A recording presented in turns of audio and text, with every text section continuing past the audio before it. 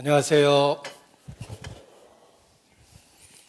그 중에 제일은 사랑이라 찬양대 우리 찬송 가사 중에 마음에 이렇게 크게 남는 그런 그 구절입니다. 그 중에 제일은 사랑이라.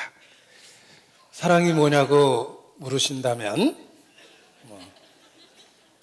예전에는 눈물의 씨앗이라고 이렇게 대답했지만 지금은 하나님은 사랑이시라 라고 대답하게 됩니다. 믿음, 소망, 사랑 중에 그 중에 제일은 사랑이라 라고 했을 때 사랑 그 자체는 하나님의 속성입니다. 하나님의 사랑이 이렇게 나타난 바 되었으니 독생자를 주셨다고 성경은 증가합니다. 그리스도인은 사랑이 무엇인지 가장 확실하게 알고 경험하고 소유한 사람입니다. 그래서 그 중에 제일은 사랑이라 라고 했을 때 바로 하나님 자신을 생각하게 됩니다. 이러한 깨달음을 주신 하나님 앞에 더욱 감사하는 마음을 갖게 됩니다. 감기 조심하세요. 네. 요즘에 많이 듣는 인사말입니다. 사실 앞으로 더 불안한 이야기를 많이 듣게 될 것입니다. 왜냐하면 성경은 이 재난의 시작이라는 그런 표현을 쓰셨습니다. 이 마지막 때가 되면 초처에 기근과 큰 지진과 온역이 있을 것이며 이 모든 것이 재난의 시작이라고 그러셨습니다. 시작이라는 말은 점점 더 심해진다는 뜻입니다. 하나님 없이 사는 이 세상은 결코 평안할 수 없습니다. 점점 소란스러워지고 두렵고 무서운 이야기를 많이 듣게 될 것입니다. 이러한 때 더욱 하나님을 찾고 하나님께 소망을 두는 것이 그리스도인의 마땅한 삶의 자세라는 것을 일깨우게 됩니다. 주여 내가 무엇을 바라리오 나의 소망은 주께 있나이다 라고 고백할 수밖에 없는 그런 그 환경이 우리에게 점점 더 주어질 거라고 생각합니다. 이 온역이라는 말이 전염병입니다. 따라서 점점 더 여러 종류의 그 전염병에 대한 이야기를 많이 들을 수밖에 없는데 질병관리본부에서도 사실 대증요법 조심하는 것과 또 나타난 증상에 대한 치료가 있는 것뿐이지 근본적인 대책은 없다 이렇게 이야기합니다. 근본적인 치료책은 이 조석으로 공복 시에 구약 신약을 꾸준히 복용하시는 것이 근본적인 치료책입니다. 심령의 기쁨이 병을 이기게 된다고 말씀하셨기 때문에 하나님과의 교통을 통해서 영과육을 건강하게 유지하는 방법이 근본적인 대책이라고 생각합니다. 기도로 시작하겠습니다.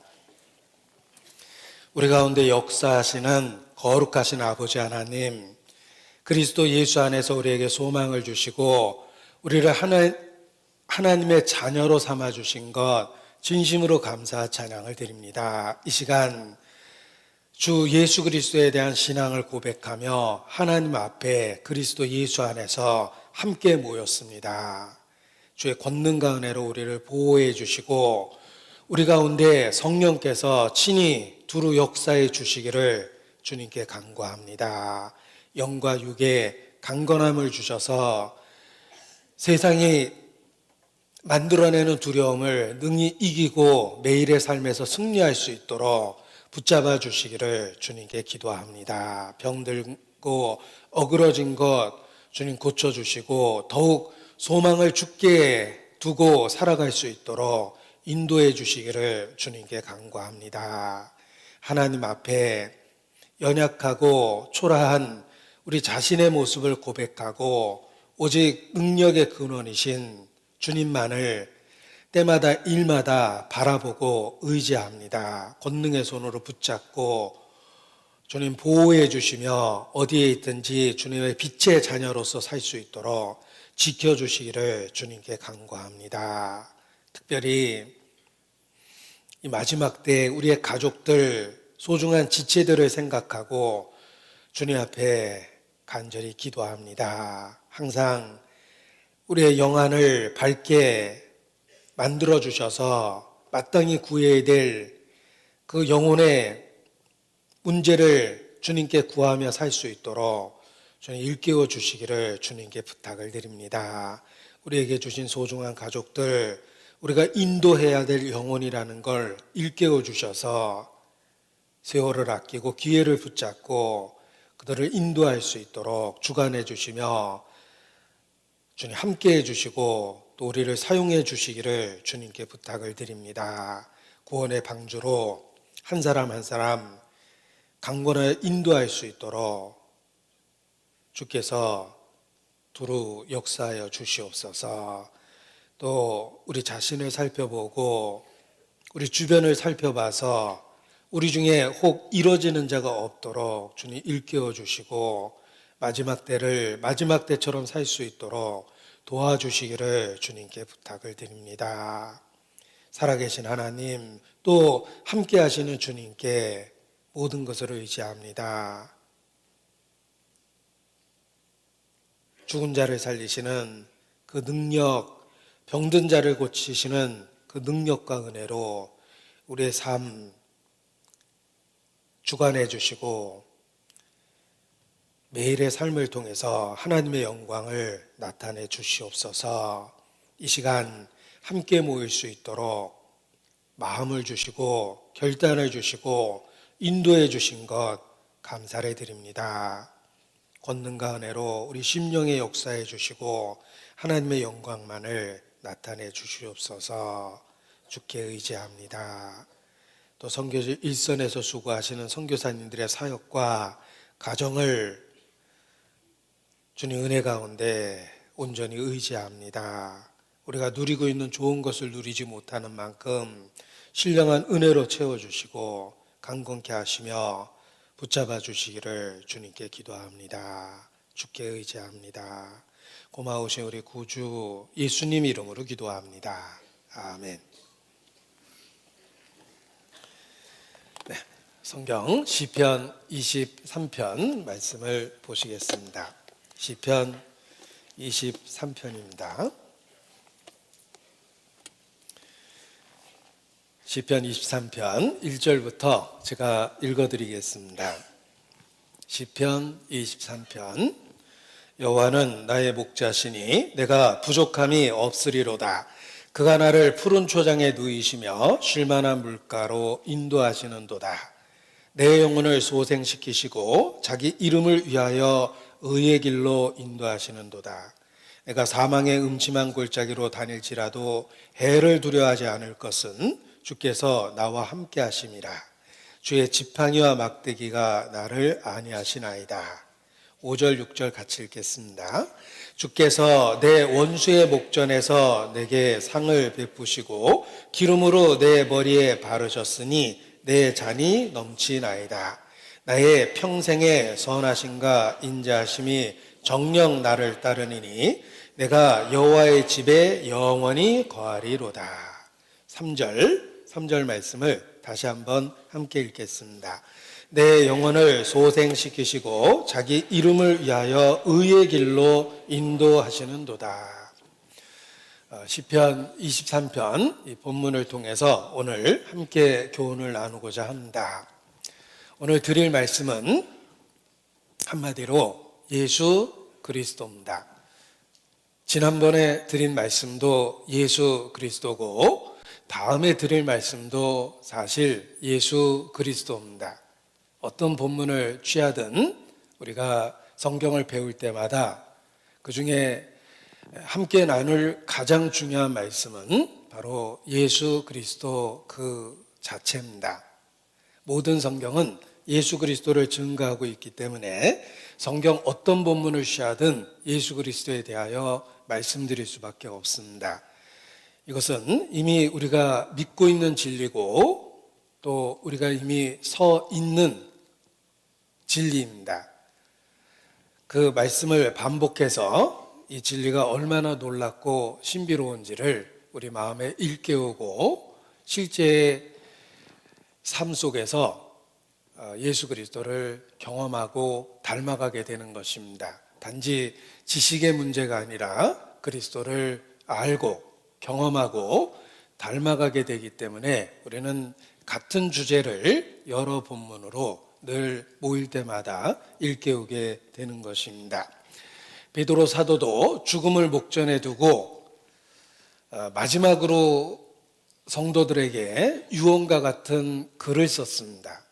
죽음을 목전에 두고 다가오고는 죽음을 인식했기 때문에 유언과 같은 베드로 후서를 기록했는데, 이것을 너희가 알고 이미 있는 진리에 섰으나 내가 항상 너희로 생각하게 하려 하노라. 내가 이 장막에 있을 동안에 너희로 일깨워 생각하게 함이 옳은 줄 여기노니, 내가 이 장막에 있을 동안에 아직 육체를 갖고 살아있는 이때에 너희를 일깨워서 우리가 믿고 있는 이 진리를 항상 생각하게 함이 옳은 줄 여긴다 라고 말하며 베드로 후서를 기록했습니다.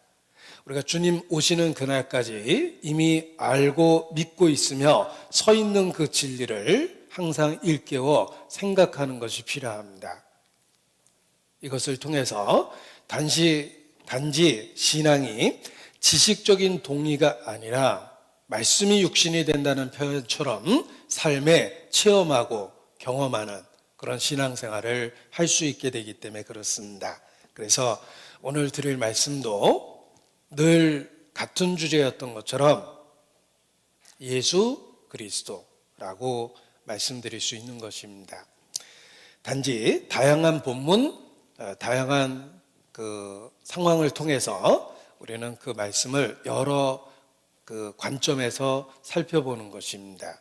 마치 자동차 하나도 정면에서만 보고 생각하는 것이 아니라 삥 돌아가면서 여러 방향에서 자동차를 살펴보고 이 자동차의 모양을 보고 구입을 결정하는 것처럼 예수 그리스도도 우리가 이미 믿고 있는 예수 그리스도지만 성경이라는 다양한 관점을 통해서 살펴볼 수 있는 것입니다. 그래서 우리가 믿고 있는 이 진리가 얼마나 놀라운지를 더욱 깨닫게 되는 것입니다. 그 사랑의 넓이와 길이와 높이와 깊이의 그 어떠함을 깨닫게 되는 것입니다. 시편 23편은 예수 그리스도를 목자로 비유해서 우리를 어떻게 인도하시는지를 깨달을 수 있도록 교훈해 주십니다. 우리가 믿는 구세주가 마치 양떼를 인도하는 목자와 같다는 것입니다. 그래서 예수께서도 스스로 선언하시기를 나는 선한 목자라. 선한 목자는 양들을 위하여 목숨을 버리거니와 양을 위하여 목숨까지 버리는 선한 목자라고 자기 자신을 선언하셨습니다. 너희가 전에는 양과 같이 길을 잃었더니 이제는 영혼의 목자와 감독 되신 이에게 돌아왔느니라. 이것이 우리가 믿고 있는 상태를 마치 참된 목자에게 돌아와서 그의 보호하심을 받고 있는 모습으로 표현하는 것입니다. 예수 그리스도는 우리에게 영혼의 목자와 감독 되십니다. 선한 목자입니다. 그것을 구약 성경의 표현을 통해서 미리 예표하고 증거해 주신 것입니다. 예수 그리스도와의 관계를 더 깊이 있게 깨달을 수 있도록 목자와 양의 관계를 통해서 우리에게 설명해 주시고 있는 것입니다. 예수께서 자신을 선한 목자라고 선언했을 때 뜬금없이 사용하신 표현이 아니라 유대인에게 있어서는 이미 수천 년 동안 반복된 학습을 통해서 익숙한 표현이었습니다. 구약 성경에 미리 목자의 관계로서 하나님께서 메시아를 약속해 주셨기 때문에 그렇습니다. 본문에 표시하시고 에레미야 3장을 보겠습니다. 오래전부터 메시아에 대한 약속을 주셨습니다. 에레미야 3장입니다. 3장 15절. 에레미야 3장 15절.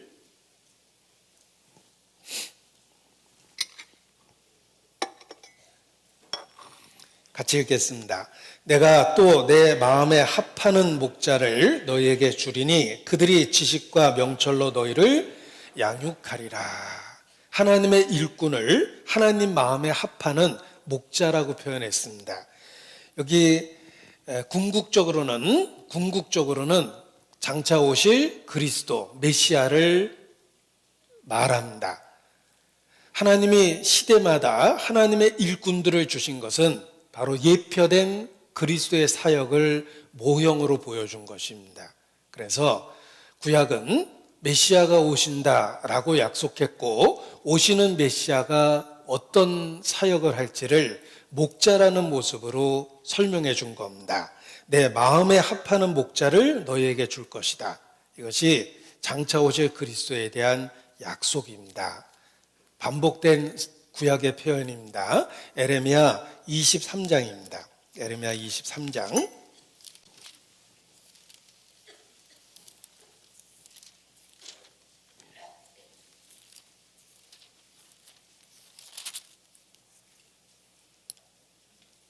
4절 제가 읽겠습니다.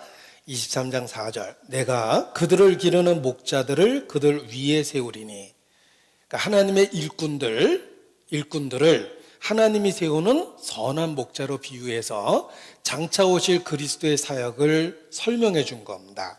내가 그들을 기르는 목자들을 그들 위에 세우리니 그들이 다시는 두려워하거나 놀라거나 축인하지 아니하리라.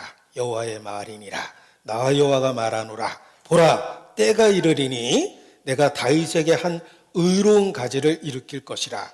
그가 왕이 되어 지혜롭게 행사하며 세상에서 공평과 정의를 행할 것이며 그의 날에 유다는 구원을 얻겠고 이스라엘은 평안히 거할 것이며 그 이름은 여호와 우리의 의라 일컬음을 받으리라. 여호와 우리의 의라 일컬음을 받는 자 바로 예수 그리스도입니다.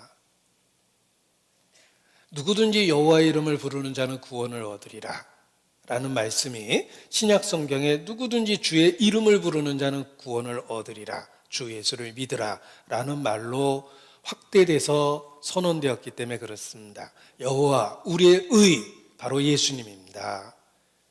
예수님은 하나님께로부터 나서 우리에게 의로움과 거룩함과 구속함과 지혜가 되었으니 라고 고린도전서 1장에도 선언하고 있습니다. 바로 예수님 자신입니다. 다윗의 후손으로 오실 메시아, 예수님에 대한 예표입니다. 그런데 그 예수님의 사역을 바로 하나님이 세운 목자라고 이렇게 표현해서 예수님이 우리를 위해서 무엇을 하시는지를 미리 이와 같이 자세히 설명해 주신 것입니다. 그래서 예수께서 나는 선한 목자라 라고 유대인 앞에서 선언했을 때 그들은 자연스럽게 이러한 말씀을 떠올리고 예수님이 약속된 메시아라는 걸 믿을 수 있게 해주신 겁니다. 나는 선한 목자라. 에스겔 34장입니다. 에스겔 34장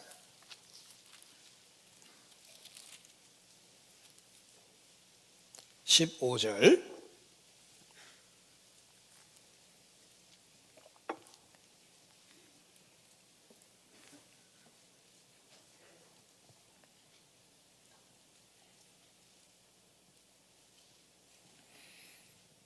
에스겔 34장 15절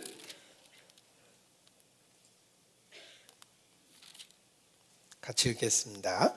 나 주 여호와가 말하노라. 내가 친히 내 양의 목자가 되어 그것들로 누워있게 할지라. 양이 가장 편안한 상태, 누워있는 상태입니다.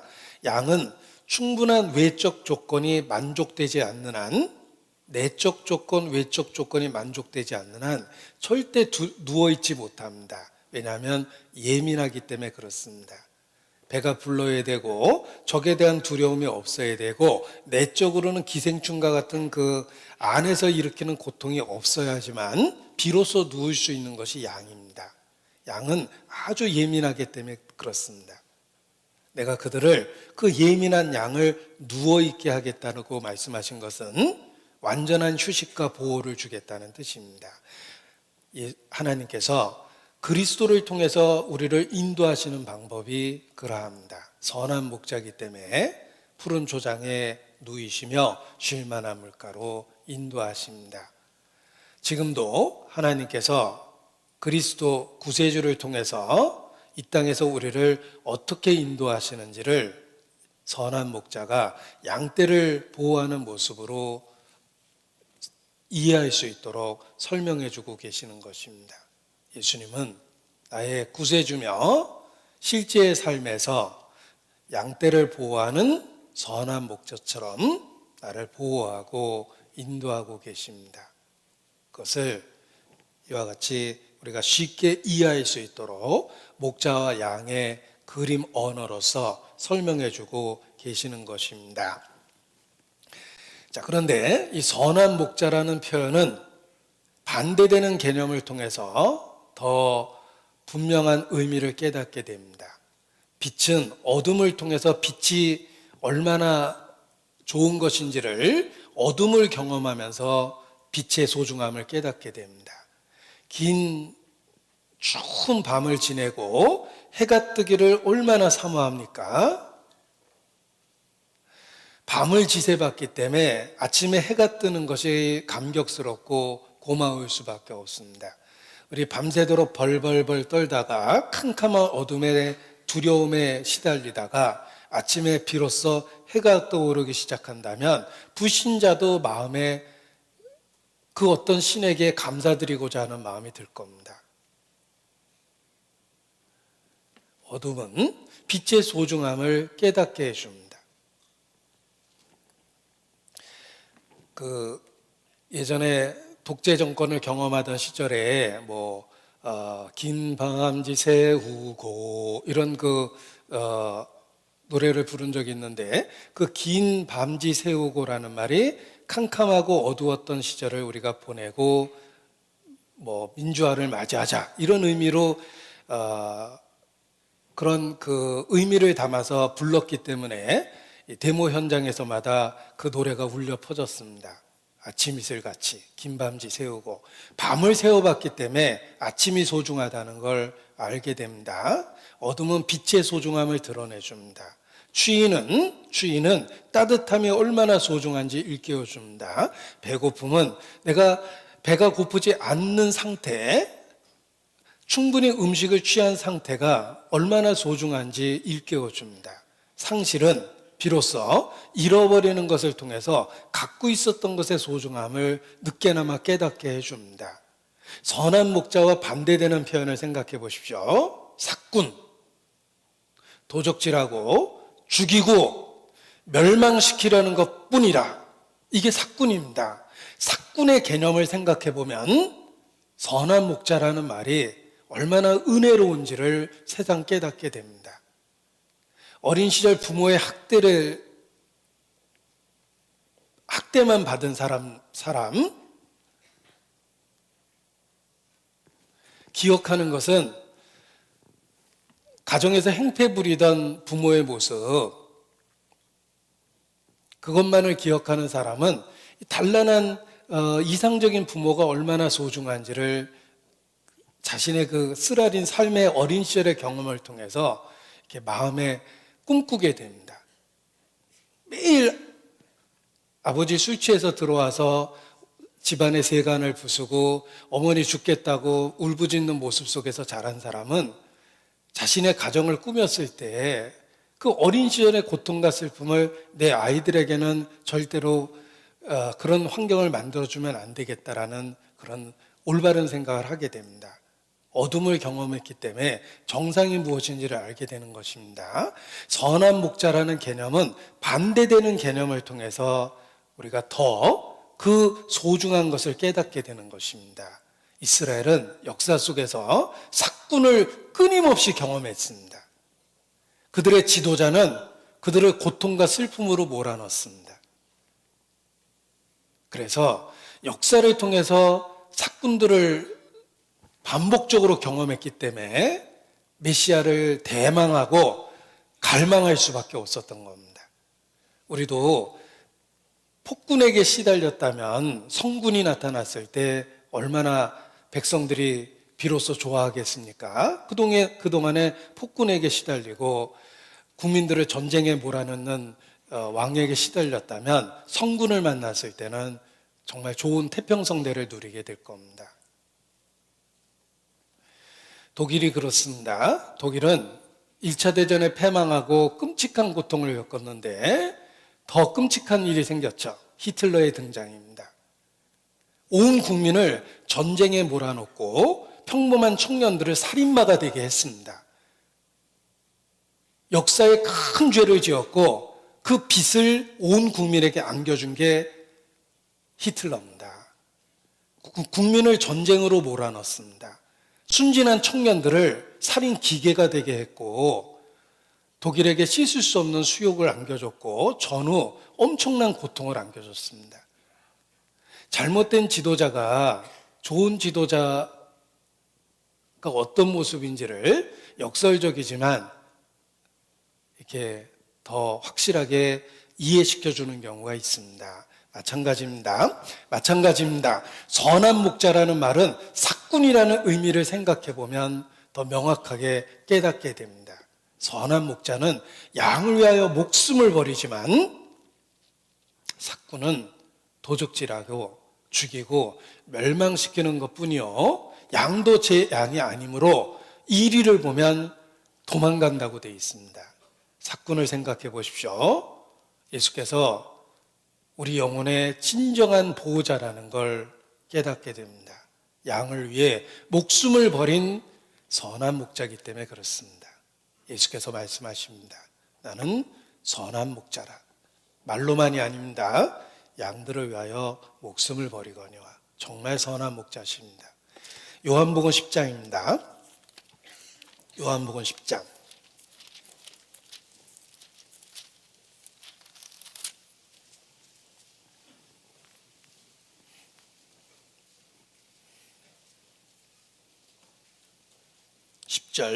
10절. 11절을 먼저 읽겠습니다. 함께 읽습니다. 나는 선한 목자라. 선한 목자는 양들을 위하여 목숨을 버리거니와. 그리고 대조되는 표현을 하셨죠? 삭군은 목자도 아니여 양도 제 양이 아니라 이리가 오는 것을 보면 양을 버리고 달아나나니 이리가 양을 늑탈하고 또 해치느니라. 달아나는 것은 저가 삭군인 까닭에 양을 돌아보지 아니함이나.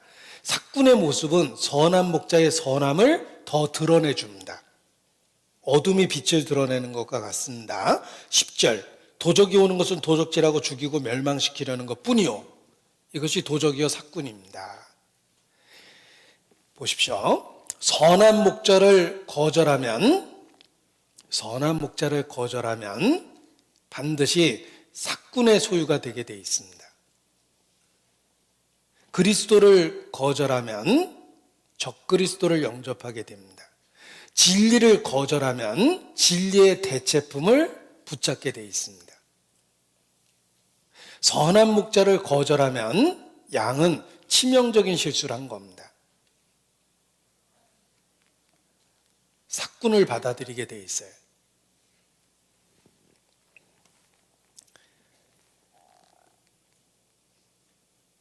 여기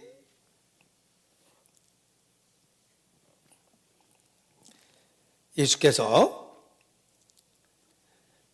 1절에 보면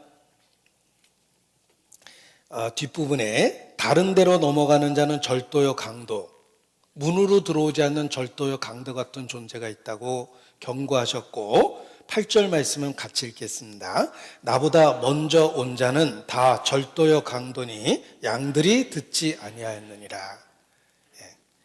절도요 강도 같은 존재가 바로 삭군입니다. 선한 목자를 거절하면 절도요 강도 같은 삭군을 받아들이게 되어 있습니다.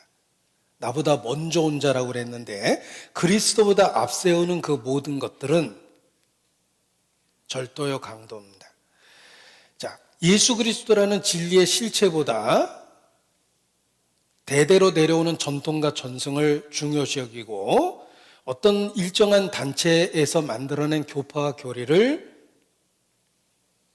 붙잡고 인간적인 지도자를 추종하고 이 모든 것들은 그리스도보다 먼저 오는 것입니다. 절도요 강도입니다. 그리스도보다 앞세우는 것이 있으면 절대 안 된다는 것인데 불행하게도 진리를 거절한 많은 사람들은 그리스도보다 앞세우는 게 있습니다. 복음을 이야기하면 은밀히 마음에 비웃어요. 기초적이고 초보적이고 근본적이고 맨날 똑같은 얘기한다라고 이야기하고 대대로 내려오는 전통과 전승, 우리는 전통 있고 전승 있는 신앙을 갖고 있다라고 하며 성경과 다른 전통과 전승을 소중히 여깁니다. 그것이 그리스도보다 먼저 온 절도와 강도를 받아들인 겁니다. 진리를 거절하고 대체품을 찾은 거예요. 그래서 하나님과 사람 사이의 유일한 중보는 오직 그리스도인데 지구상에서 제일 큰 교단은 성모의 은덕을 힘입어 하나님께 나아가야 된다라고 하며 그리스도보다 성모 마리아를 앞세우기도 합니다. 또 성인들의 공덕을 나눠 가져야 된다고 주장하며 인간을 성자라고 부르고 모든 사람은 죄인입니다. 용서받은 죄인인데 인간적인 지도자를 성자라고 부르며 추앙하고 그들의 남는 공로를 기도를 통해서 받아야 된다고 생각하며 성인들, 성자들의 이름을 부르고 기도하게 만듭니다. 또는 모형적인 구약적인 유월절을 지켜야 된다고 주장하는 사람도 있고 또는 안식일이 예수 그리스도의 실체인데 안식일은 예수 그리스도에 대한 모형이며 그 실체는 예수님 자신인데 실체인 예수님을 저버리고 다시 모형적인 안식일을 구원의 절대적인 조건으로 주장하고 안식일을 지키고 살아야 된다라고 그리스도보다 앞세우는 사람들도 있습니다. 역사를 배워보면 참된 진리를 거절하면 반드시 대체품을 찾게 됩니다. 선한 목자를 거절하면 절도요 강도와 같은 삭군을 받아들이게 돼 있는데 그 삭군의 모습이 그리스도보다 앞세우는 여러 주장들입니다. 때로는 전통과 전승 또는 성모를 숭배하고 성인들을 숭배하고 또는 구약적인 절기를 숭배하고 안식일을 그리스도보다 앞세우거나 여러 규례들을 구원의 조건으로 걸거나 아니면 자기 지도자의 독특한 가르침을 구원의 절대적 조건으로 여기는 겁니다. 이런 모든 가르침은 참된 진리를 거절한 결과 미혹된 것입니다. 그래서 말세가 되면 이런 대체품이 더 인기를 끌게 됩니다. 왜냐하면 진리의 실체를 거절했기 때문입니다. 선한 목자를 거절하면 대체품을 찾게 되며 결국은 절도와 강도 같은 삭군의 소유가 되는 것입니다. 그리스도보다 앞세우는 그 어떤 것도 있을 수가 없습니다. 오직 그리스도만이 우리의 선한 목자며 우리는 예수 그리스도를 따르는 것입니다. 주님의 주님의 소유된 백성들의 특징은 주님의 음성을 알고 있다는 것입니다. 그래서 목자의 음성을 알고 목자를 따르는 양처럼 예수님의 소유된 백성은 주님의 음성을 듣고 구별하고 따르게 돼 있습니다. 주님의 양들은 주님의 음성을 압니다. 요한복음 10장 26절부터 제가 읽어드리겠습니다. 10장 26절. 너희가 내 양이 아니므로 믿지 아니하는도다. 내 양은 내 음성을 들으며 나는 저희를 알며 저희는 나를 따르느니라. 주님의 양이라는 확실한 증거는 주님의 음성을 들을 수 있다는 것입니다. 무엇이 진리인지 거짓인지 분별한다는 것입니다. 혀가 맛을 변별하듯이 귀가 말을 분별하게 되어 있습니다. 주님의 음성을 기억합니다. 주님의 양의 특징은 주님의 음성을 기억하고 알고 있다는 것입니다. 너희는 내 양이 아니므로 믿지 아니하는도다. 주님의 양, 주님의 소유된 백성만이 주님의 음성을 구별하고 들을 수 있다는 것입니다. 요한복음 8장입니다. 요한복음 8장 47절.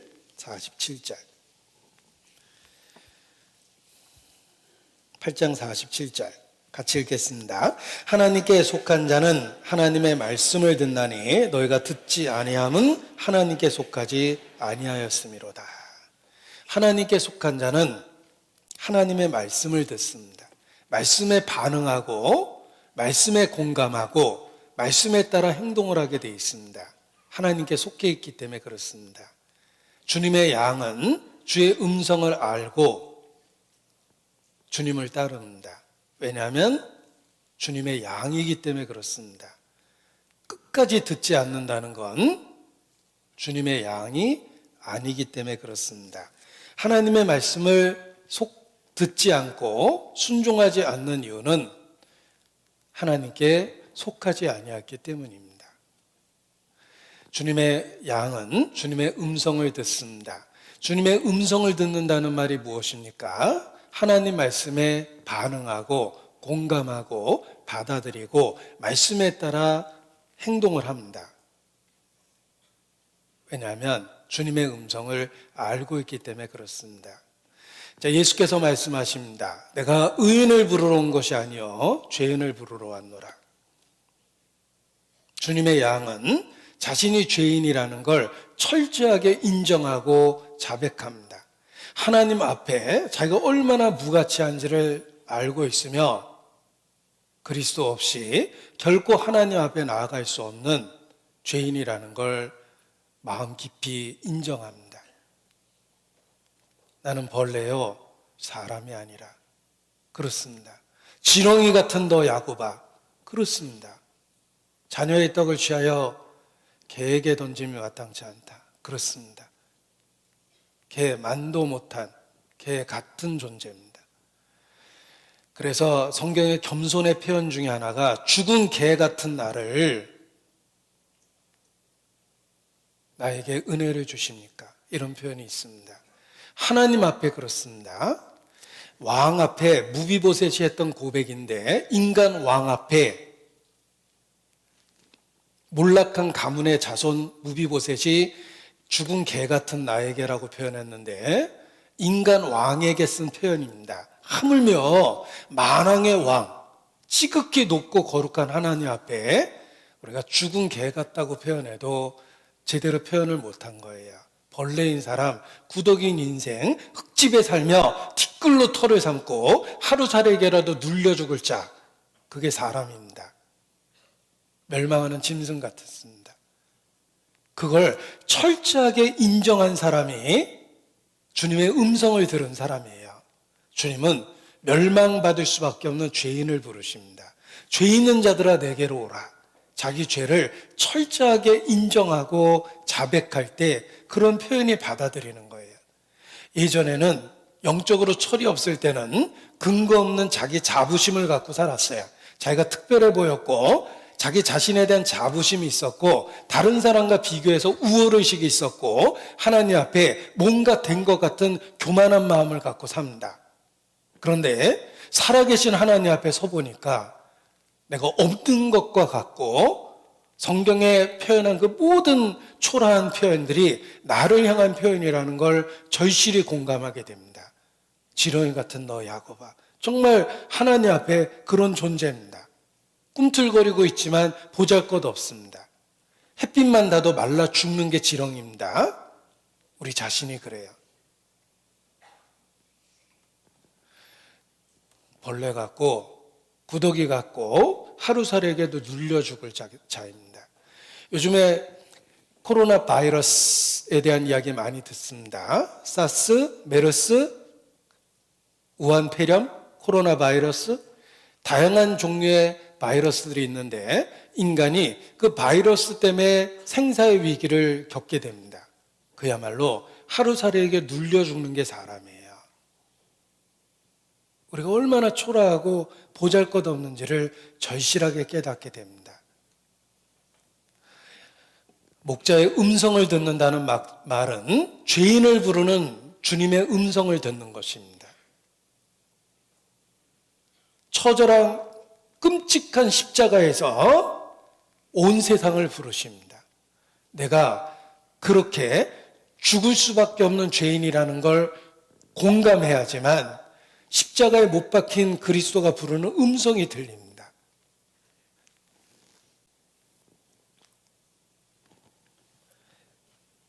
목자의 음성을 듣는다는 말은 죄인을 부르는 주님의 음성을 듣는 것입니다. 자기의 실체를 깨닫고 하나님 앞에 인정하는 것입니다. 그것이 목자의 음성을 듣는 양의 특징입니다. 심령이 가난한 자가 복이 있다. 의에 줄이고 목마른 자가 복이 있다. 애통하는 자가 복이 있다. 주님이 부르시는 종류의 사람입니다. 심령에 애통하는 자, 의에 줄이고 목마른 자, 심령이 가난한 자. 지금도 그들을 부르십니다. 그게 나라는 걸 어느 날 깨달았어요. 주님의 음성을 들은 거예요. 그리고 나를 부르신 그 위치가 처절한 십자가였습니다. 내가 그렇게 죽을 수밖에 없는 존재라는 걸 인정했을 때 십자가에서 부르시는 주님의 음성이 비로소 들린 거예요. 목자의 음성을 들은 겁니다. 주님의 음성을 안다라는 말은 구세주의 절대적인 필요성을 깨달은 사람입니다. 자신에게 있는 절대적인 결핍, 의가 없죠. 거룩함이 없어요. 내게 하나님이 없었어요. 내 인생에. 내게 절대적인 결핍이 있다는 걸 안 거예요. 내 인생에 하나님이 없었어요. 의로움이 없었어요. 거룩함이 없었어요. 신령한 것이 없었어요. 구세주가 그러한 나를 부르고 계십니다. 드디어 목자의 음성을 들은 거예요. 선한 목자의 음성을 듣는 자가 그의 양인데 그 특징은 죄인을 부르는 주님의 음성을 듣기 때문에 자신이 죄인이라는 걸 확실하게 깨닫습니다. 인정합니다. 받아들입니다. 죽은 개 같다는 표현도 받아들이고 짐승 같다는 표현도 받아들이고 벌레 구더기 같다고 그래도 받아들이게 됩니다. 그것이 하나님 앞에 나의 영적 실체라는 걸 잘 알고 있기 때문입니다. 그래서 죄를 깨닫는 자, 그가 주님의 음성을 듣는 거예요. 이사야서 66장입니다. 이사야서 66장 2절입니다. 이사야서 66장 2절. 하나님이 권고하시는 사람 세 가지 조건이 있습니다.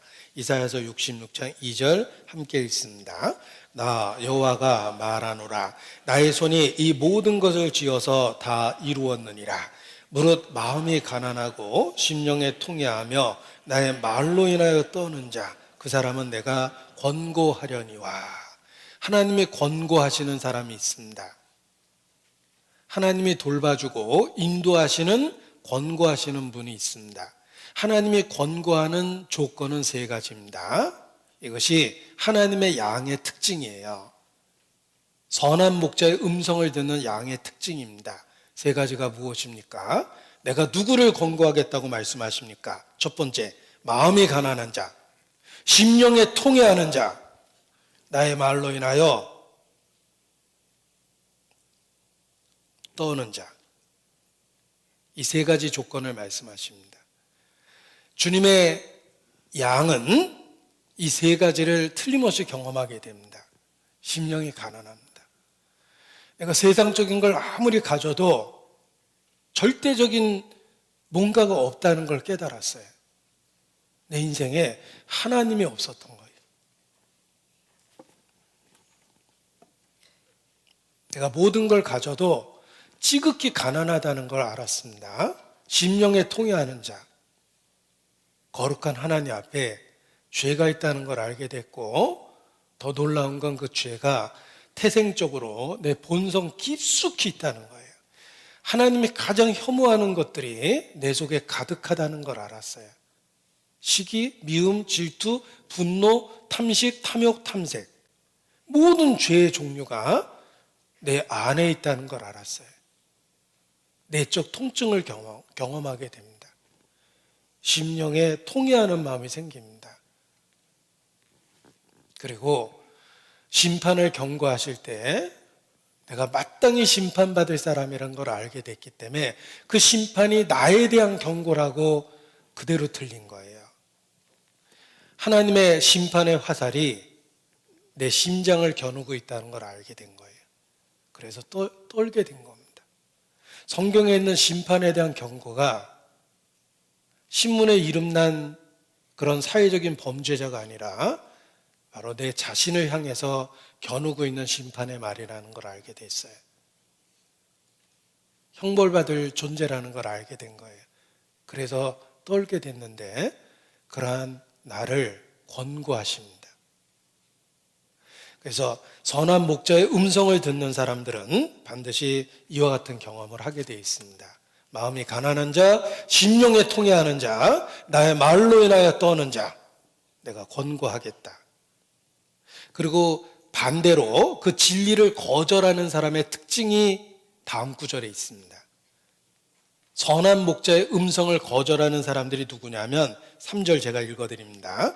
소를 잡아드리는 것은 살인함과 다름이 없고 어린 양으로 제사 드리는 것은 개의 목을 꺾음과 다름이 없으며 드리는 예물은 돼지의 피와 다름이 없고 분향하는 것은 우상을 찬송함과 다름이 없이 하는 그들은 자기의 길을 택하며 그들의 마음은 가증한 것을 기뻐한즉 나도 유혹을 그들에게 택하여 주며 그 무소하는 것을 그들에게 임하게 하리니 이는 내가 불러도 대답하는 자가 없으며 내가 말하여도 그들이 청종하지 않고 오직 나의 목전에 악을 행하며 나의 기뻐하지 아니하는 것을 택하였음이니라 하시니라. 잘못된 선택을 합니다. 그들은 죄인을 부르는 주님의 음성을 듣지 않습니다. 십자가에서 자기를 부르는 주님의 음성을 거절합니다. 자기가 그렇게까지 나쁘진 않다고 생각하기 때문입니다. 자기가 의롭다고 생각하고 자기 의에 도취되어 있고 우월의식을 갖고 있고 한마디로 교만하기 때문에 십자가에서 부르는 죄인을 부르는 음성을 거절하는 거예요. 그리고 외적으로 종교적 행위에 몰두합니다. 소를 잡아드립니다. 대단하죠? 어린 양으로 제사 드립니다. 성경에 정한 예법대로 외적으로 다 하는 거예요. 그리고 모여서 분향하고 찬송하고 막 그럽니다. 그러나 하나님 보시기에는 소를 잡아 드리는 것은 살인함과 다름이 없고 의미 없이 생명을 죽인 거예요. 어린 양으로 제사 드리는 것은 겉으로는 거룩한 척하고 있지만 율법에 따라 의식을 행하고 있는 것처럼 보이지만 실제로는 개의 목을 꺾음과 다름이 없고 부정하다는 것입니다. 겉으로는 분향하고 있지만 하나님 보시기에는 우상을 찬송하고 있다. 그저 기복신앙이죠. 주시옵시고 주시옵시고 주시옵시고 주시옵시고 비나이다 비나이다 비나이다 비나이다. 절간에서 부처 앞에 비는 사람이나 십자가 앞에서 예수 앞에 부르짖는 사람이나 우상을 찬송함과 똑같이 합니다. 그리고 죄인을 부르는 음성을 거절합니다. 자기 의에 도취되어 있는 거예요. 사꾼에게 시달립니다. 진리를 거절하면 종교적 모습은 가져도 사꾼, 거짓 종교에 소속되어 있게 돼 있어요. 그래서 복음을 들으면 기초적이고 기본적이고 자기하고 아무 상관없는 것처럼 여깁니다. 주님의 양이 아니기 때문에 그렇습니다. 주님의 양은 주님의 음성을 듣습니다. 심령이 가난한 자, 애통하는 자, 의에 줄이고 목마른 자를 주님은 부르시며 주여 내가 여기 있나이다. 그게 바로 내 자신이라는 걸 알기 때문에 주님의 부르심에 응답하게 됩니다. 죄인을 부르실 때 서슴없이 주님 여기 내가 죄인입니다 하고 주님의 음성에 화답하고 주님의 십자가의 보좌 앞에 울며 울며 나오게 됩니다. 주님의 양이기 때문에 주님의 음성을 듣게 되는 것입니다. 죄인을 부르시는 선한 목자 앞에 자신이 죄인이라는 것을 철저하게 깨달을 때 주의 음성을 듣게 되는 것입니다. 나는 선한 목자라. 내 양은 내 음성을 알고 듣는다고 말씀하신 것처럼 우리는 죄인을 부르시는 주님의 음성을 중심으로 듣습니다. 나에 대한 이야기예요. 그래서 성경이 읽어지는 겁니다. 나에 대해서 하신 말씀이기 때문에 그래요. 내게 주신 말씀이기 때문에 그렇게 안 읽어졌던 성경이 나를 향해서 하시는 말씀이라는 걸 알았기 때문에 밑줄이 거지고 형광펜이 거지고 읽혀지는 거예요. 외우려는 마음이 생기고 주님의 음성을 듣게 되는 겁니다. 우리가 믿는 예수님은 선한 목자입니다. 스스로 생존이 불가능한 양떼를 돌보시는 선한 목자입니다. 우리는 스스로 하나님 앞에 설 수가 없어요. 절대적인 의존 관계를 갖고 있는 무력한 양이에요. 목자를 졸졸 따라다닐 수밖에 없어요. 그래서 예수님을 믿는 겁니다. 자, 예수께서 우리의 구세주가 되셨고 우리를 구원해 주시고 보호하고 인도하시는 모습이 양떼를 돌보는 목자로서 이해하기 쉽게 설명해 주신 것입니다. 목자는 항상 양떼 가운데 있습니다. 양떼만 그림을 그려놓으면 그림 자체가 불안해요. 양떼만 모여 있으면 불안하죠. 뭔가 그림에 절대적인 존재가 빠진 겁니다. 양떼를 그렸다면 어딘가에 목자를 그려야 돼요. 그래야지만 그림도 안정성이 생깁니다. 주님은 우리의 목자세요. 우리 가운데 주님이 함께 계십니다. 양떼 가운데 함께 있는 목자, 우리의 구세주는 지금도 우리와 함께 계십니다. 우리를 구원해 주신 목적은 우리와 함께 하시기 위해서입니다. 역사 속에서 하나님께서 이스라엘을 애굽에서 탈출시키고 이끄신 이유는 왜 그들을 출애굽, 이집트에서 탈출시키시고 인도하신 걸까? 하나님께서 그들을 애굽에서 탈출시킨 이유는 그들과 함께하기 위해서입니다. 선한 목자라고 표현한 예수님은 구원하신 이후에 우리와 함께 하신다는 뜻으로 그렇게 말씀해 주신 것입니다. 출애굽기 29장입니다. 출애굽기 29장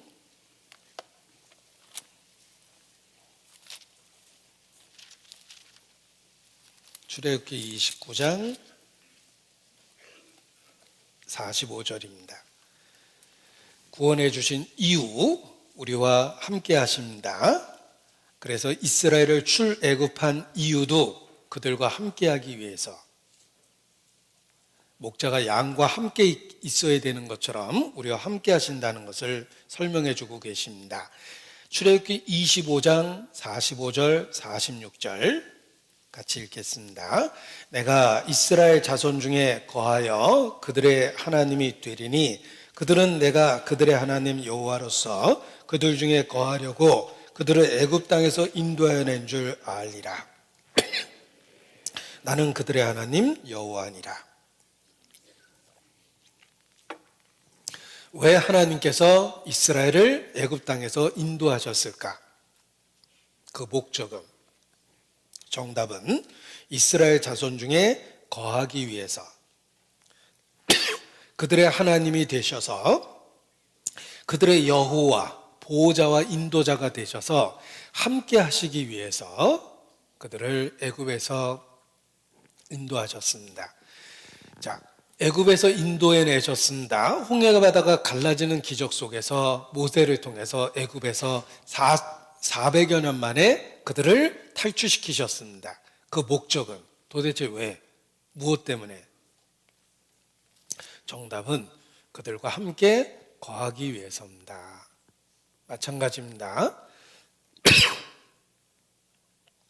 제가 마이크에다 대고 기침을, 요즘에 가장 무서운 소리가 기침 소리더라고요. 네.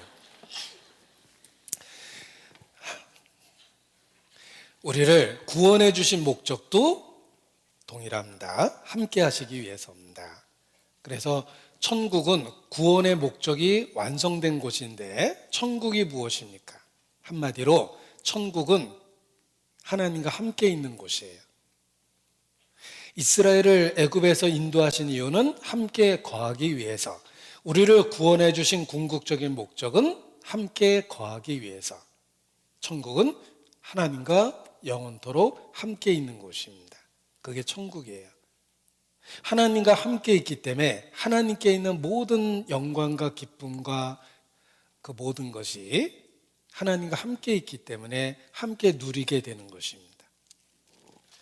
요한계시록 21장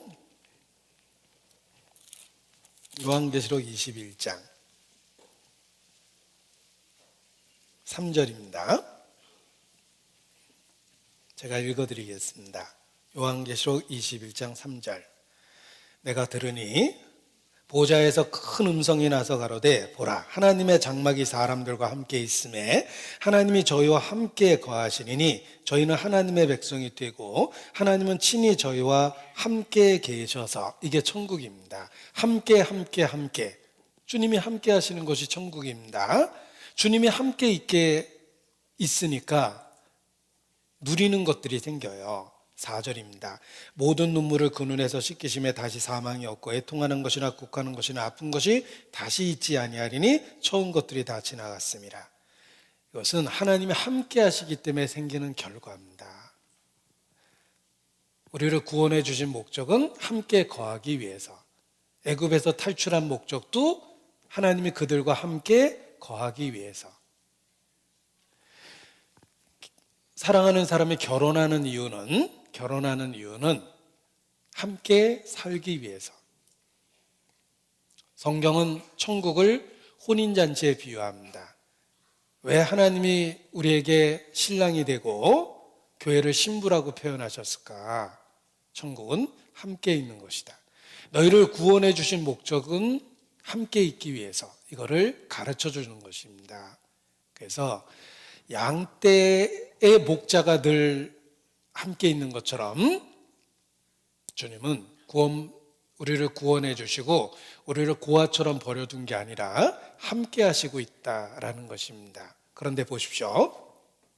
천국에 가면, 의에 거하는 바 새하늘과 새 땅에 가면 의롭게 주님의 형상으로 변화돼서 당당하고 담대하고 떳떳하게 주님이 있는 곳에 있게 됩니다. 그러나 현재 이 땅에서는 우리는 아직도 초라한 육체를 갖고 있고 우리 속에 하나님을 대적하는 죄성이 작용하며 연약함 속에 있습니다. 우리는 아직 연약하며 하나님과 원수된 육체의 상태를 갖고 있어요.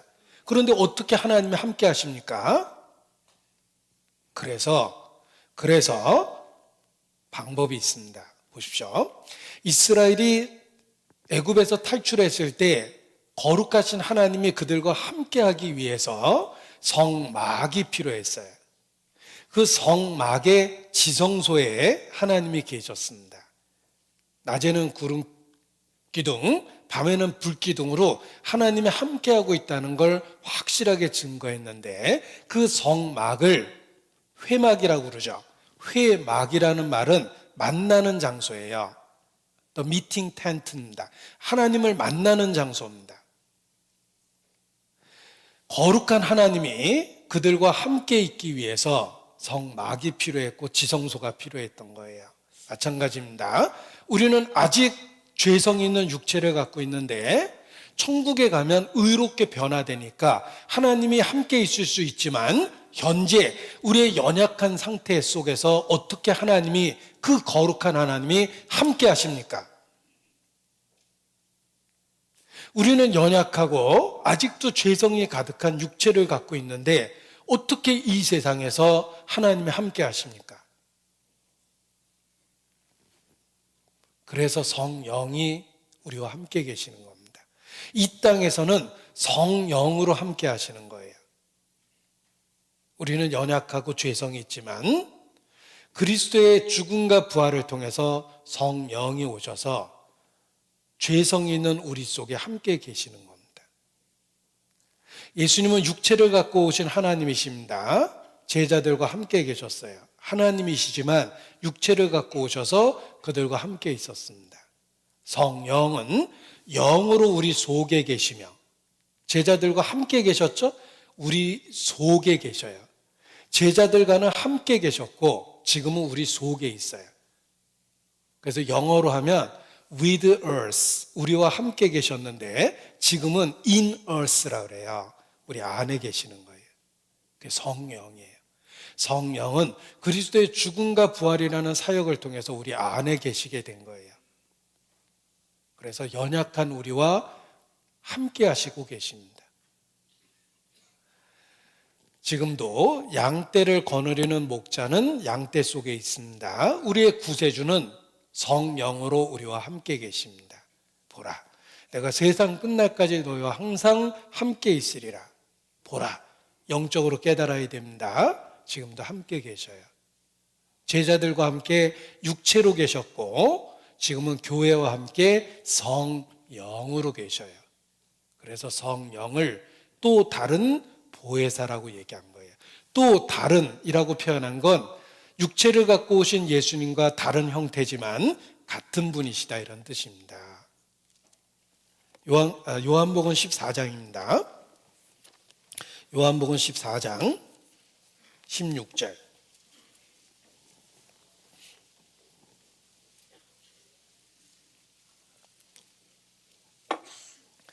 14장 16절 17절 요한복음 14장 16절 17절 같이 읽습니다. 내가 아버지께 구하겠으니 그가 또 다른 보혜사를 너희에게 주사 영원토록 너희와 함께 있게 하시리니 저는 진리의 영이라. 세상은 능히 저를 받지 못하나니 이는 저를 보지도 못하고 알지도 못함이라. 그러나 너희는 저를 아나니 저는 너희와 함께 거하시며 또 너희 속에 계시겠음이라. 자, 지금은 육체를 갖고 예수님은 제자와 함께 계십니다. 그러나 죽고 부활하셔서 승천하시면 또 다른 보혜사를 너희에게 보내겠다. 너희와 함께 있을 것이다. 너희에게뿐만 아니라 세상 끝날까지 모든 성도 가운데 함께 있을 것이라. 성령으로 지금도 우리와 함께 하십니다. 보십시오. 이스라엘이 출애굽했을 때 하나님은 그들과 함께 거하시려고 성막을 만드셨습니다. 지금 교회 시대에 우리와 함께 거하시기 위해서 또 다른 보혜사, 진리의 성령으로 오셨습니다. 예수님이 죽고 부활하시고 하나님 우편에 앉아 계신 이유는 성령을 우리 가운데 보낼 수 있도록 하기 위해서입니다. 예수님의 죽음과 부활을 근거로 성령이 우리 속에 오셨어요. 시간을 초월하고 공간을 초월해서 우리 속에 계십니다. 따라서 교회가 100명이든 1000명이든 1000만명이든 모든 그리스도인 안에 계십니다. 한국이든 미국이든 아프리카든 공간적 제약을 받지 않고 모든 그리스도인 속에 계십니다. 성령으로 오셨기 때문에 그게 가능한 거예요. 그래서 육체를 갖고 이 땅에 오셨을 때는 중동의 한 지역의 제자들과 시간과 공간의 제약을 받고 함께 계셨지만 성령으로 오셨을 때는 시간적 제약이 없고 공간적 제약이 없고 영원토록 진리의 영으로 우리와 함께 계십니다. 보혜사예요. 또 다른 보혜사예요. 보호해주고 은혜를 베푸시고 가르치시는 보혜사, 컴포터, 위로해 주시며 카운셀러, 조언해 주시며 프로텍터, 우리를 지켜주시며 티처, 우리를 가르치시며 가이더, 우리를 인도해 주십니다. 성령이세요. 그래서 우리가 성령을 의지해서 이 땅에 사는 것입니다. 양이 목자를 의지해서 생존하듯이 또 다른 보혜사 성령은 양떼를 돌보는 목자처럼 우리와 함께 계시고 우리 영혼을 소생시키시고 의의 길로 인도하십니다. 그래서 성령으로 함께 하시는 모습을 이렇게 그 양떼를 돌보는 목자의 모습으로 설명해 주신 것입니다. 여호와는 나의 목자시니 내가 부족함이 없으리로다. 그가 내 영혼을 소생시키시고 자기 이름을 위하여 의의 길로 인도하시는도다. 지금도 소생시키십니다. 우리를 구원해 주시고 살 수 있는 새로운 힘을 공급하시며 소생시키십니다. 의의 길, 예수님 자신이 길이에요. 내가 길이요, 예수님을 따르게, 예수님의 삶의 흔적을 쫓아갈 수 있게 성령께서 인도해 주십니다. 마치 선한 목자가 양떼를 보호하고 인도하는 것처럼 지금도 우리를 소생시키시고 우리를 인도해 주십니다. 이스라엘 그 양떼를 돌보는 광야를 생각해 보면 계절적인 변화가 있습니다. 이른비와 늦은비라는 표현이 있죠. 우기가 있고 건기가 있습니다. 따라서 양떼는 이동하지 않으면 생존이 불가능해요. 우기와 건기에 맞춰서, 이른비와 늦은비에 맞춰서 양떼는 끊임없이 새로운 목초지를 찾아야 됩니다. 그게 목축의 특징이에요. 농사는 고정형입니다. 똑같은 장소에서 농사를 짓게 되니까 고정된 상태에서 주거를 하게 되고, 목축의 특징은 이동형이에요. 끊임없이 주택이 이동돼야 됩니다. 이스라엘이 목축업을 했습니다. 그것은 하나님이 우리를 어떻게 돌보시는지를 모형적으로 잘 경험하게 해줍니다. 양떼는 새로운 푸른 초장을 위해서 또 새로운 물가를 향해서 끊임없이 이동해야 됩니다. 그 양떼를 돌보는 목자의 모습을 생각해 보십시오. 하나님이 지금도 우리를 그렇게 인도하십니다. 우리를 푸른 초장에 누이시며 쉴 만한 물가로 인도하십니다. 여호와는 나의 목자시기 때문에 내 영혼을 소생시키시고 새로운 힘을 공급해 주시고 자기 이름을 위하여, 우리의 소유가 예수님 자신이기 때문에 예수님은 자신을 위해서 우리를 의의 길로 인도하십니다. 그래서 지금 우리를 돌보고 인도하시는 모습을 이렇게 목자의 모습으로 확실하게 각인시켜 주신 것입니다. 예수님은 선한 목자입니다. 우리는 그분 곁에 있어야 돼요. 그것이 양떼가 생존할 수 있는 방법인 것처럼 우리가 이 땅에서 신앙을 지키고 생존할 수 있는 유일한 방법입니다. 나는 어린 양을 따라야 됩니다. 주님을 따라야 됩니다. 주님은 나의 선한 목자가 되셨기 때문에 그렇습니다. 우리를 구원해 주시고 의의 길을 걷게 하시며 마침내 여호와의 집에 영원히 거하게 만들어 주십니다. 여호와는 나의 목자시기 때문에 그렇습니다. 오직 목자 내 주 예수 이 몸 붙드사 푸른 초장 물가로 인도합소서. 양을 위해 생명 바친 목자의 사랑, 그 사랑을 잠시라도 잊지 말거라. 이 찬송의 후렴구절은 수시로 마음에 떠오릅니다. 양을 위해 목숨 바친 목자의 사랑, 그 사랑을 잠시라도 잊지 말거라. 나는 선한 목자, 나는 양떼를 위하여 목숨을 버리노라.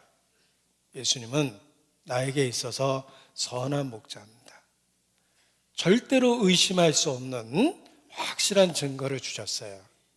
양떼를 위하여 목숨을 버리셨기 때문입니다.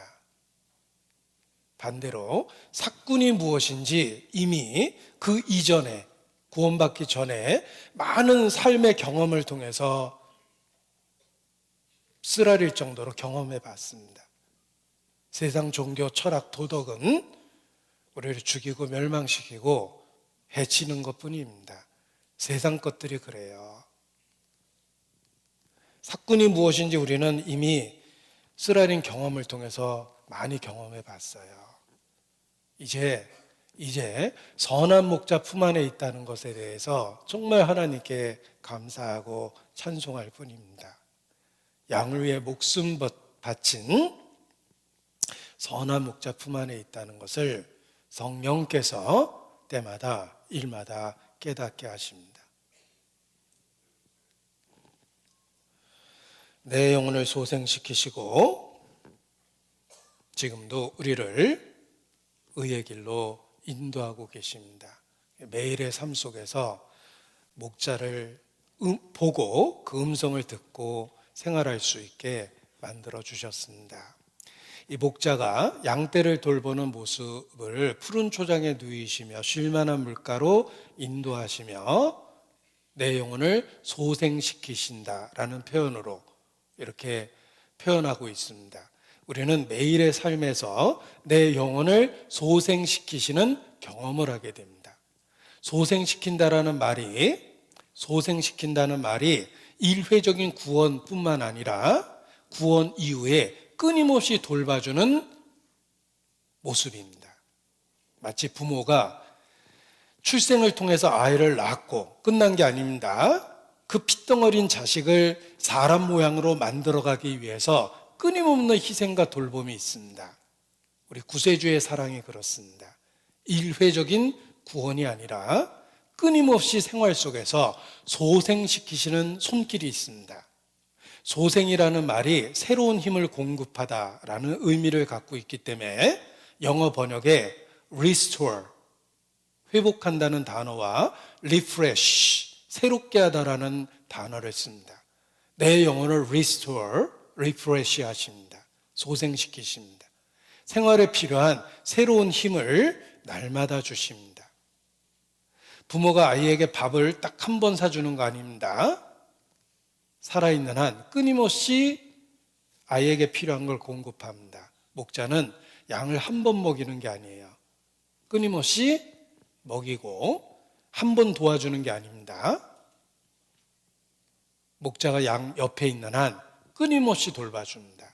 그것이 하나님이 지금도 우리를 인도하시는 모습입니다. 우리의 매일의 삶 속에서 내 영혼을 소생시키시고를 경험하게 되는 것입니다. 이 양을 돌보는 목자의 모습을 이렇게 아주 경험적으로 자세히 글을 쓴 분이 있습니다.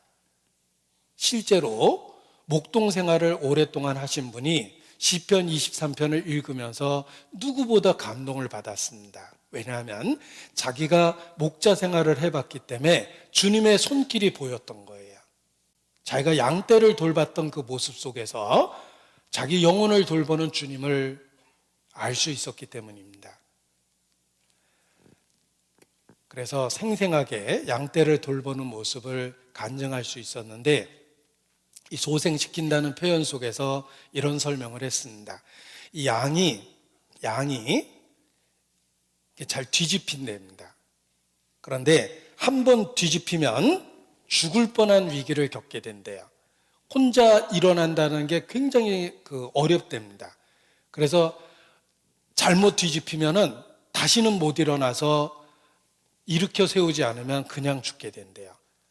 한 번 뒤집히면 살기 위해서 발버둥을 치고 발버둥을 치면 칠수록 위에 가스가 찬대요. 위에 가스가 더 많이 차오르기 시작하면서 혈액순환이 안 되니까 우리 거꾸로 뒤집어 놓으면은 오랫동안 그렇게 놓으면 큰일 나잖아요. 혈액순환이 안 되니까. 양이 뒤집히고 그 상태에서 발버둥 치면 칠수록 죽는 속도가 빨라진대요. 따라서 뒤집힌 양을 마치 물에 빠진 아이를 그냥 두는 것처럼 조금이라도 방치해두면 금방 죽어버린답니다. 그래서 목자는 양떼를 끊임없이 살핀대요. 혹 누가 뒤집어져 있는지 확인하는 겁니다. 그리고 뒤집어져 있으면 재빨리 달려가서 양을 붙잡고 다시 일으켜 세워줍니다. 게다가 일으켜 세워주면 뒤집혔던 양은 중심을 금방 못 잡는 데입니다. 그래서 한참 붙잡고 이렇게 한 걸음 한 걸음 회복할 때까지 도와줘야지만 윗속에 찼던 가스가 가라앉게 되고 정상적인 호흡이 되고 혈액순환이 되면서 비로소 생기가 돌아와서 물이 가운데로 다시 들어가게 된답니다. 그래서 이 목자가 양을 돌보는 모습은 끊임없는 관심을 갖고 지켜봐야 된다. 만일 게으름을 피면 반드시 숫자가 축이 난대요. 100마리를 돌봤는데 며칠 지나니까 90마리가 되고 80마리가 되고 막 이런답니다. 그래서 양을 돌보는 목자는 절대로 긴장을 놓치면 안 된다 라고 이야기하는데, 주님이 우리를 돌보시는 모습이 그렇습니다. 생각해 보십시오. 우리가 정상적으로 초원에서 뛰어놀고 있습니까? 우리는 아주 사소한 일에 홀라당 뒤집혀 버립니다. 그리고 뒤집어져서 자기 스스로 회복이 잘 안 돼요. 그냥 버둥버둥 되고 죽어갑니다. 그때 주님의 손길이 있습니다. 그때 주님의 손길이 있기 때문에 우리가 다시 일어난 거예요. 그리고 일어났을 때도 우리를 붙잡고 한참 계셔요. 우리가 회복될 때까지, 우리가 진정되고 회복될 때까지 주님은 우리를 붙잡고 계시고 한 걸음씩 다시 뛸 수 있도록 그렇게 만들어 주십니다. 그 손길을 경험했기 때문에 지금까지 우리가 주의 이름을 변함없이 부르고 있습니다. 부모의 돌봄을 받고 자라는 아이는 부모가 돌보고 있다는 걸 딱 보면 알아요. 깔끔하죠? 아침에 세탁한 옷을 입고 나타나요. 그리고 영양 상태가 좋아요. 학대받고 있는 아이는 금방 알아요. 옷이 점점 꼬재재하죠? 영양 상태가 부실하니까 외모에서 그 모습이 나타나죠. 집에 무슨 일이 있는지 금방 느껴지죠? 양이 그렇습니다. 우리 영혼이 그렇습니다. 우리가 정상을 유지하는 것은 결코 우연의 연속이 아닙니다. 주님께서 끊임없이 우리를 소생시키셨기 때문에, 뒤집힌 우리를 일으켜 세우고 붙잡아 놨기 때문에 신앙생활이 되는 거예요. 지금도 처음 주님을 만난 그날 이후로 주의 이름을 변함없이 부르고 있는 이유는, 주님은 그때 이후 나를 끊임없이 소생시키셨기 때문에, restore, 회복하고, refresh, 새롭게 하시고 새로운 힘을 주셨기 때문에, 소생시키셨기 때문에 우리가 오늘도 주의 이름을 부르고 이 자리에 모여 있는 것입니다. 아이가 일상을 유지하는 것은 부모의 헌신과 희생이 있었던 거예요. 아버지는 정상적으로 출근해서 수입을 만들어냈고 돈을 벌었고, 엄마는 아침에 일어나서 아이를 돌봤기 때문에 아이가 깔끔한 모습으로 정상적으로 자라고 있는 것입니다. 우리의 일상의 삶 뒤에 하나님의 손길이 있다는 걸 기억하십시오. 주님의 돌보심이 있어요.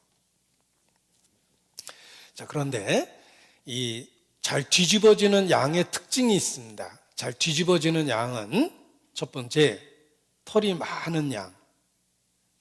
그래서 보기는 좋아 보이고 자기 스스로도 양도 흐뭇하겠죠. 털 별로 안 난 양 보고 흐뭇할 겁니다. 난 이렇게 복실복실한데 라고 생각할 텐데, 이 털이 많은 양은 단점이 많습니다. 왜냐하면 털이 많으면 많을수록 진흙이나 똥이나 나뭇가지나 가시덤불이 털에 달라붙기 때문에 더 고통을 받게 되고, 그리고 털이 많기 때문에 한 번 뒤집어지면 잘 못 일어난답니다. 그리고 살찐 양도 이렇게 비대해지면, 넘어지면 잘 못 일어난대요. 그래서 목자가 특히 끊임없이 관심을 갖고 지켜봐야 되는 양이, 털 많은 양이거나 살찐 양들은 더 관심 있게 지켜볼 수밖에 없습니다.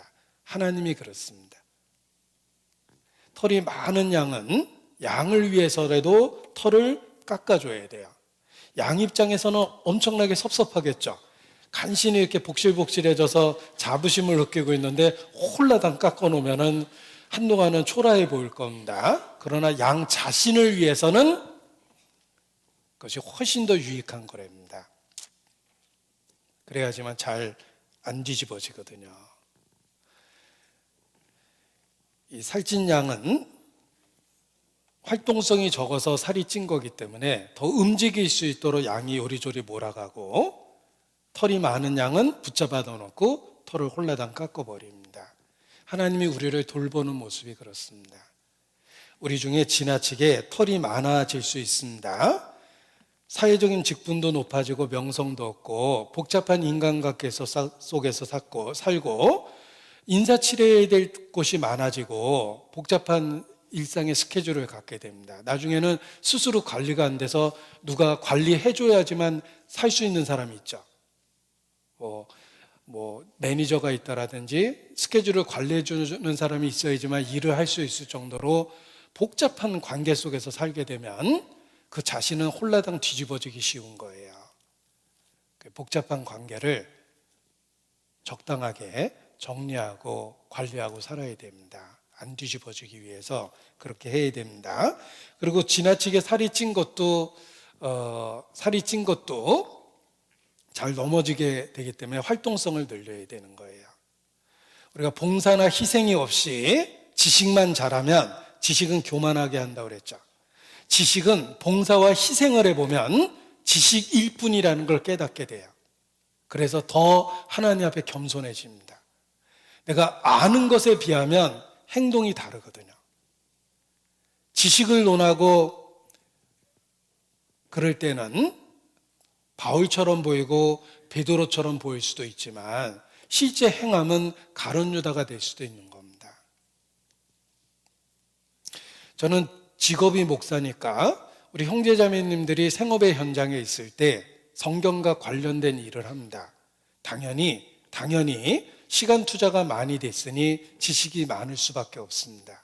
그러나 하나님 앞에 지식이 곧 나의 신앙은 아니다라는 걸 확실히 압니다. 그냥 아는 거예요. 그러니까 지식이 내 신앙 수준은 아니에요. 내가 바울처럼 말하고 베드로처럼 말할 수는 있어도 신앙이 그들의 수준은 아니라는 겁니다. 앞서간 그리스도에는 배움이 적었어요. 학습의 기회가 없었습니다. 아는 것이 적었지만 적게 알면서 순교도 했어요. 우리 시대는 많이 알면서 순교하는 사람은 거의 없습니다. 지나치게 살이 찐 거예요. 행함이 없는 지식은 우리를 영적으로 비대하게 합니다. 그리고 잘못 지식을 활용하면 교만해져요. 그래서 어느 날부터 말씀에 대한 감동이 없어요. 영적으로 둔해져서 그런 겁니다. 예전에는 찬송 한 구절에 하루 종일 눈물 날 정도로 감동을 받았는데 지금은 성경을 달달 외워도 마음에 아무런 감동이 없어요. 영적으로 비대해져서 그런 거예요. 그때가 위기입니다. 시편 78편입니다. 시편 78편.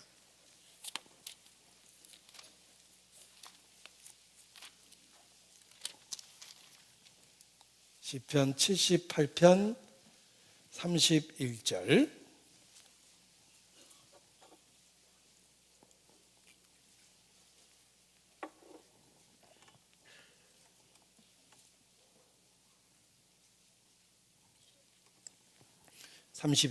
같이 읽습니다. 하나님이 저희를 대하여 노를 바라사 저희 중 살찐 자를 죽이시며 이스라엘의 청년을 쳐 엎드러뜨리셨도다. 자, 광야 생활 중에 하나님이 특별히 징계하신 사람들의 이야기입니다. 광야 생활 중에 하나님의 징계를 받은 사람들 중에 살찐 자가 있죠? 이스라엘의 청년 이렇게 표현했습니다. 왜 살찐 자를 죽이셨다라든지 청년을 쳐 엎드러뜨리셨다는 말이 있을까? 자, 광야라는 환경 속에서 살찐 자 어떤 뜻입니까? 광야라는 환경 속에서 참 박한 환경입니다. 생존하기 어려운 곳에서 살쪘다라는 말은 지나치게 욕심을 부리고 살았던 거예요. 그리고 청년을 죽였다는 말은 육체적인 혈기를 신앙을 위해서 사용한 게 아니라 육체적인 혈기를 육체의 정욕을 이루는 데 쓴 겁니다. 육체적인 전성기를 나쁜 데 쓴 거예요. 그 혈기와 용기를, 건강함을. 그래서 청년 중에 많은 사람이 죽고 살찐 자 중에 많은 사람이 징계를 받게 됩니다. 저는 체중계 올라갈 때마다 이 말씀을 기억합니다. 살찐 자를 죽이셨다는 말씀 속에서 체중계를 보면 등골이 오싹해요. 영적으로 더 그러합니다. 뒤집어지는 양의 종류가 털이 많은 양, 그리고 살찐 양, 혈기 부리는 양, 앞뒤 모르고 뛰어다니는 양, 이런 양이 잘 뒤집어집니다. 그런데 주님은 그 영혼을 소생시키십니다. 다시 새로운 힘을 주고 회복할 수 있도록 만들어 주십니다. 우리가 오늘까지 주의 이름을 부르고 신앙을 고백하고 있습니다. 그리고 오늘도 모이기를 힘쓰라는 주님의 말씀을 따라 하나님 앞에 함께 모였습니다. 그 뒤에 하나님의 인도하심이 있고 그리고 소생시키시는 은혜가 있었습니다. 그래서 신앙이 지켜지고 있는 거예요. 철이 나서 부모의 은혜를 생각해 보면 정말 나실 때 괴로움 다 잊으시고 기르실 때 밤낮으로 애쓰셨습니다. 그래서 내가 이렇게 부모의 은혜 덕분에 한 인격체로 성장해서 생활을 하고 있습니다. 영적으로도 그렇습니다. 어느 날 뒤를 돌아다 보니까 구원해 주신 그때뿐만 아니라 그 이후로 나를 끊임없이 붙잡고 인도하시고 회복하신 그 손길을 알게 됩니다. 그래서 철이 난 자식이 부모에게 새삼 감사하듯이 영적으로 철이 나면 이미 주신 은혜에 대한 깨달음을 갖고 주님 앞에 더 감사하게 됩니다. 하늘 날아갈 때에 영영 부를 나의 찬송 예수